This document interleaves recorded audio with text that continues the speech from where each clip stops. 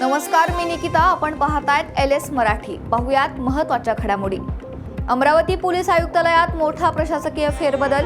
22 police निरीक्षकांच्या बदल्या, police आयुक्तांचे आदेश. पिंपरी चिंचवड पोलीस आयुक्तालयाच्या हद्दीतील मावळात अवैध दारू विक्री विरोधात पोलिसांची धडक कारवाई. वेगवेगळ्या ठिकाणी छापे टाकून अवैध दारूचा साठा जप्त. हातभट्टीची दारू विक्रीसाठी साठवून ठेवणाऱ्या महिलेस अटक.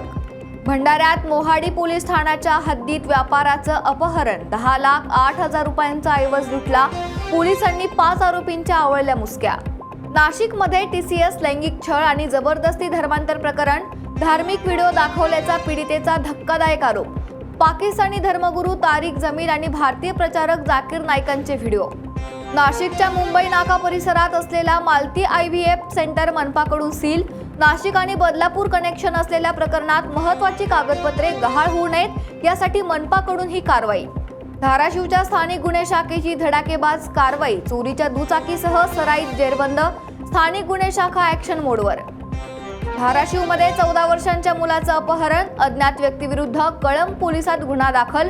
घटनेमुळे परिसरात खळबळ. जामनेरमध्ये खरीप हंगामाच्या तोंडावर शेतकऱ्यांसाठी धोक्याची घंटा. पोलिसांकडून घरगुती गोडाऊनवर छापा टाकून 9,15,416 रुपये किमतीचे बेकायदेशीर HDPT कापूस बियाणं जप्त. जामनेर पोलीस ठाण्यात गुन्हा दाखल. धाराशिवच्या तुळजापुरात भाविकांची फसवणूक करणारे 2 बोगस पुजारी जेरबंद. मंदिर प्रशासनाची मोठी कारवाई. पुढील कारवाईसाठी तुळजापूर पोलिसांच्या स्वाधीन. शिरूरमध्ये गोलेगाव परिसरात वादळी वाऱ्यासह मुसळधार पाऊस. पावसादरम्यान शेतातील लिंबाचं झाड गायीवर कोसळल्यानं गाय मृत्युमुखी. शेतकऱ्यांचं आर्थिक नुकसान. या होत्या महत्त्वाच्या घडामोडी. पाहत रहा LS मराठी.